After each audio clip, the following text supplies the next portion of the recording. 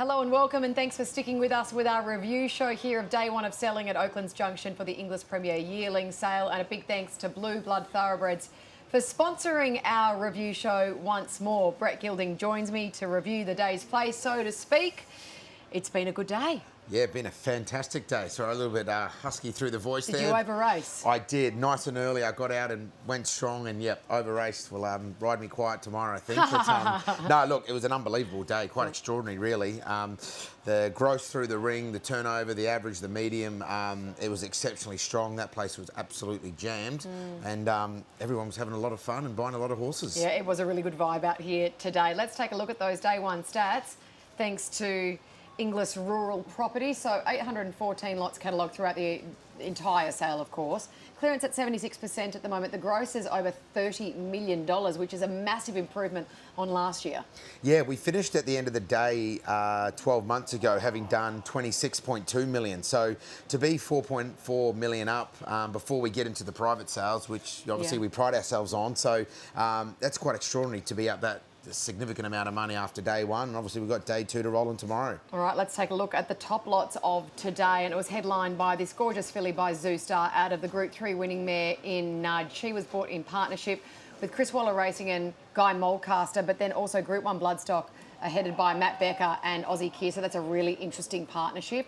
Gaiath continues to absolutely fly. The colt there out of Dom Perignon selling for $520,000. Toronado, of course, very popular with our international buyers. And then late in the day, the highlight had to have been the Extreme Choice Pecans filly offered by Newgate Farm, bought by the O'Shea and Charlton team, and then the Frankel Quantum Mechanic filly as well. So they are the top lots in selling. Let's circle in, though, on the Zoostar Nudge filly, who sold incredibly well, $850,000.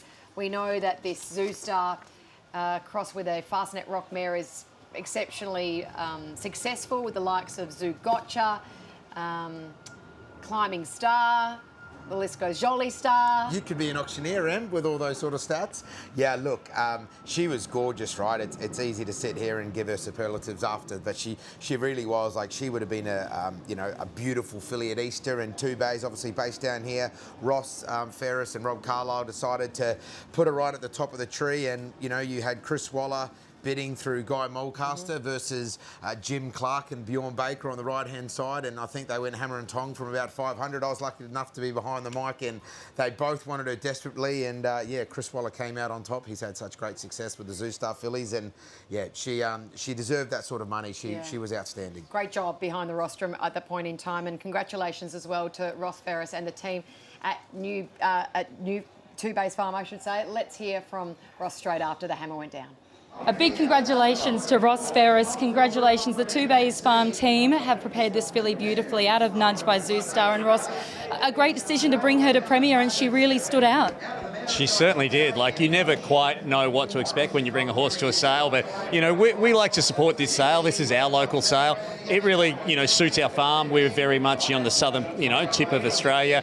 Gives the horses a little bit of extra time to, to put their best foot forward. And, you know, this filly's been, you know, a gem since she was born. Like, I think Rob said she was like Bambi, you know, on stilts when she was first born. She was all legs, and, you know, she didn't quite know how to put them one in front of the other, but, you know, she's just matured into the most gorgeous filly with the, you know, a great physique, you know, but not just that, she's got a great brain about her, and she's got presence, and, you know, she sort of, you can look at her and she stands for something, and she's so calm, and her disposition is incredible, and hopefully she can put that on the racetrack and, you know, and be an outstanding athlete, you know, as well. So she sauntered around that pre-parade. I went out and had a look at her, and she just didn't turn her head. She was so beautifully behaved, but you're right, her movement was so eye-catching. But what about in the ring? Like, she's never been in this ring before, and, you know, she's wandering around there like she'd been there like every night for the last, you know, year of her life. So, you know, just her ability to just handle any situation with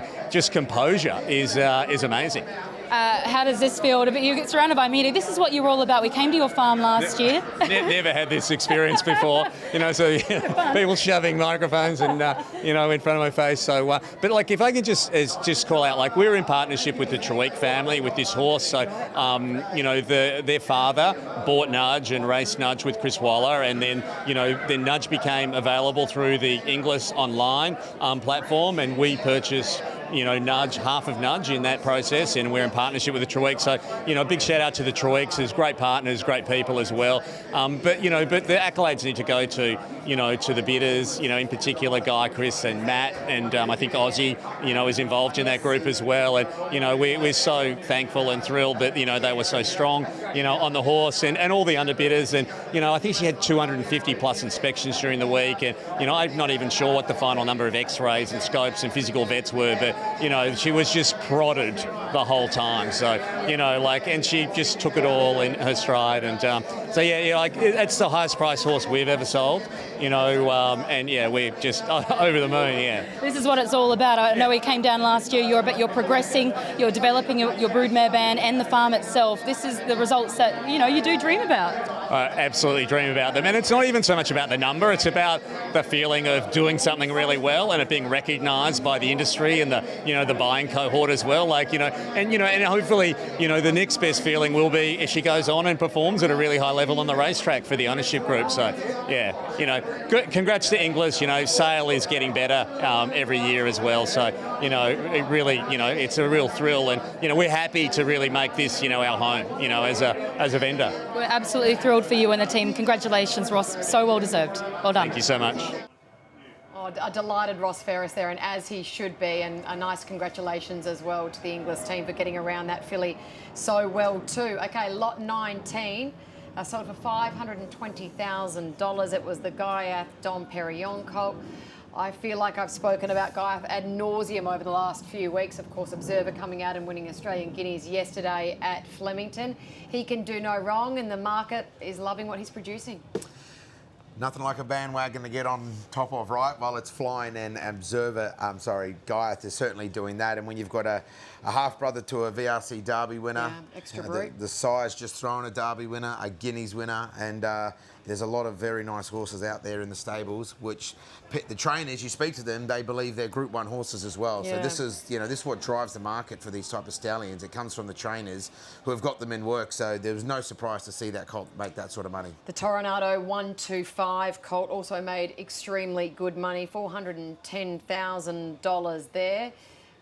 They're just very consistent types of horses, aren't they? And the same consistent buyers look to buy Toronado colts. Yeah, absolutely. This one's off to Hong Kong, I believe. Ricky Yu was underbidder at the same time. I saw him walk out the ring in disgust as someone went 410 and he was 400,000. But yeah, look, he's got another star up there in Little Paradise. Looking forward to seeing him go around in a couple of hours' time. Yeah, and so he just ticks all their boxes. Yeah. Big, strong, great types. Love those tracks. Loves the Hong Kong track at Sha Tin. So the Hong Kong people, they come here in droves to buy the Toronados, hence why the vendors put all the good Toronados in the Premier sale. It's been a wonderful day here at Oaklands Junction, but yesterday it was a bit of a sad day in terms of Australian racing. We said goodbye to a champion. We did indeed, Maccabi Diva. I don't know if you were there, Em. I was actually there up in the hill stand watching her win her third race. I may have been cheering for another horse. No, just joking. Of course I wasn't. The whole country was cheering her that day. And, yeah, very sad to see Maccabi Diva pass away. But, look, she had a great life down there at Maccabi, didn't she? She was 26 when she 27. passed, which is, incredible for a horse to last that long. And the quote from Mr. Freeman, go find the smallest child on this race course. That'll be the last person to maybe witness that again. And look, the way the Melbourne Cup's going, it's very hard to win 2 in a row, let alone 3. So, yeah, incredibly sad, but we celebrate the mare she was. Well, that was the theme of today's roaming as I headed into the auditorium at lunchtime.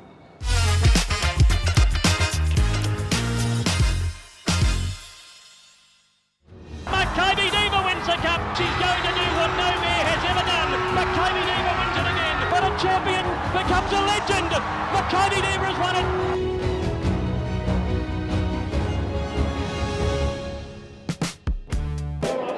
On Saturday Yesterday we heard about the sad passing of the one and only Makybe Diva, the champion who became a legend, 3-time Melbourne Cup winning great of our sport who transcended it on every single level. Time to go around the ring today and ask participants who's their favourite Melbourne Cup winner of all time. Well, his family's trained a few of them. He's yet to tick off that box as I grab Ben Hayes and ambush him with a simple question today, Ben. Who's your favourite Melbourne Cup winner of all time after the sad passing of Makybe Diva yesterday? Who's in your memory as your favourite Cup winner? Well, the one that stands out, and I know this is going to be really silly, but when Makybe Diva won her third, the atmosphere and she won, I was still very young then. Hang on, we're the same age, so...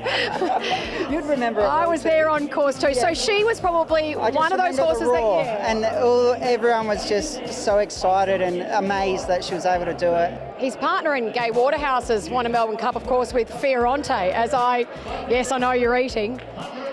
Who's your favourite Melbourne Cup winner of all time, Adrian? Got to be Fioronte. Yeah. You were working at the yard then, were you, young boy? We were indeed. Wasn't in the partnership then, but actually Bruce had a fair bit to do with sort of bringing him down to Australia and sort of putting the partnership together. But yeah, I was early infancy days with the stable and well and truly had me hooked. Had the dark hair back then too, hey? Yeah, had a full head of, beautiful dark brown hair. Ready, boy? Favourite Melbourne Cup winner of all time?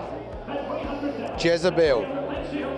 Like it. Unusual. Yeah, well, I reckon she got smashed in the Caulfield Cup or something like that, didn't she? And should have won, or I can't quite remember. But yeah, I remember, like, what was I, like, I don't know, 8, backing it, having a bit of a winner. 50 cents each way. And I'm a Kiwi, so, like, it was a Kiwi horse back then, right? Well done. Good selling. Jezebel. Okay, so Jezebel for Brett Gilding there. This man's on a Group 1 high at the moment in Clinton McDonald, and congrats on last weekend to begin with. Thank you, Emma. It was a great thrill and great to do with great friends and great people. Favourite Melbourne Cup winner in the wake of the passing of Makybe Diva? Yeah, I'd have to say Saintly. I thought he was a wonderful horse. The way he won it, definitely be Saintly. The horse from heaven was Saintly for Bart Cummings. Yarraman Park have brought down a select draft to the Premier Sale as I catch up with the Mitchells. Favourite Melbourne Cup winner of all time? Brew. Kieran McAvoy, apprentice. How old was he? Unbelievable. I think Kieran was 17, but I think we sold him as a yearling, or tried to, and he never came out of his box. And anyway, he ended up winning a Melbourne Cup, so there you go. Nice to flash back to the early 2000s, that is true. I can spot a Melbourne Cup winning trainer in Danny O'Brien, and I wonder what he would say if I sidled up next to him and firstly said congratulations on the win of the Inglis Sprint yesterday, Danny. Thanks, Em. That was very, very satisfying. We're asking people today their favourite Melbourne Cup winner, and you're a select trainer who's actually had success there. Yeah, it's hard to go past Bound to Clare for me, to be fair. And of course, you'll be looking to do it again sometime in the future, no doubt. Be nice. They're hard horses to find. We've got a half-sister to Bound to Clare at the moment, called Litsteel, that won on Melbourne Cup Day this year. She won the 2,800 metre race, so we're hoping to get her back to Melbourne Cup Day this year in the main race. The Moody Coleman yard are flying at the moment. They brought up Ole Dancer to compete yesterday in the Group 1. Oh, he's on the phone. Favourite Melbourne Cup winner? The recently deceased Makybe Diva, very sadly. Well, that's why we're doing it today. What a mare she was. Oh, listen, outstanding. Something we'll never ever witness again. And, one of the greats of all time. So very sad.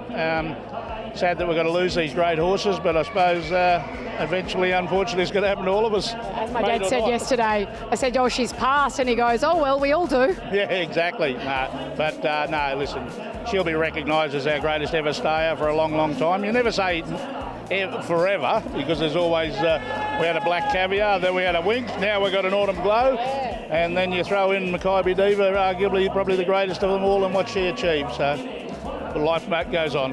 Befitting to end this piece with the current GOAT of Australian racing in Damien Oliver. We reflect upon the passing of Makybe Diva, and you've been lucky enough to ride a few Melbourne Cup winners, but which is your fave? Of Makybe Divas or mine personally? Yours personally. Oh, they're all my favourites. Fioronte, Media Puzzle and Dorema. So I wouldn't give any of them back. She was an amazing mare though, Makybe. She was. I only had one sit on her in a race. I couldn't win on her, and her and Bossy had a remarkable association. And she's responsible, I think, for getting a lot of people involved in racing. No doubting that. Enjoying the sale? Yeah, it's very good. Yeah. Ollie there, an absolute titan of the turf and a 3-time Melbourne Cup winner, as was the incredible Makybe Diva. We salute her. Oh, what a mare she was.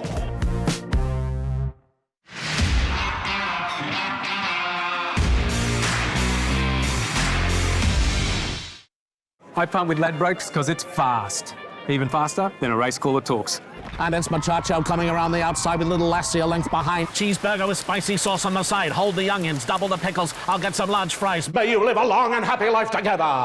Ladbrokes has levelled up so you can find, place and track bets with them faster than ever before. Oh, you good thing, oh, you good thing. Imagine what you could be buying instead. For free and confidential support, call the number on the screen or visit the website. Blue Blood Thoroughbreds are the multiple Group 1 winning racehorse syndication specialists. We offer the highest quality yearlings and 2-year-olds to those who want to experience the thrill and fun of racehorse ownership. The best trainers in the land prepare our horses, part of the recipe for our success, which has produced 41 group and listed wins and placings in the past 7 years. Fast horses, best trainers, Group 1 success, race with Blue Blood Thoroughbreds.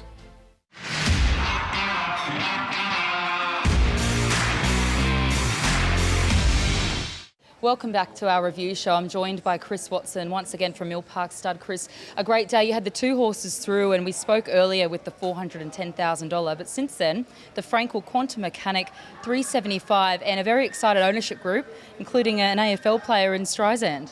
Yeah, look, fantastic to be able to sell a lovely quality filly like that to Clinton McDonald. They're on an absolute high. They're a great stable, and to be involved in selling a horse to them is a fantastic result. Yeah, Michael Gardner's colours, a former AFL star, will be racing in that one. And the decision to take the filly up to Europe to be covered by Frankel, that is a big decision to take one up there. No, it really is a big decision. No, we've got a great couple of partners in the horse with us, and we sat down at one stage, a long lunch, and by the end of it, we decided we'd head across overseas to Frankel. So it was a great learning experience, and it was fantastic. We got a great result with her. Where were your thoughts in the lead up with these two, the Toronado out of Irish Moor and this one, with the inspections? Did you feel they were going to be strong in the ring today? Yeah, we certainly did. Look, inspections for all the horses have been extremely strong and positive, certainly compared to last year as well. And especially for these two, we knew we had a couple of special horses there to sell, so it's been a great result. And we were just talking off camera how the top lot today for you, the Toronado, is $410,000. It's your second best result here at the Premier Sale, just nudging out the Angel Capital for that position.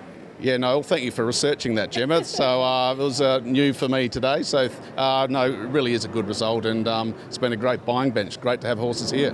What do you love about bringing horses to this sale? You've been a supporter here for a long time, and obviously your draft is always well patronised by buyers. You have such a phenomenal record with your graduates. What is it about the Melbourne sale that you love to come to every year?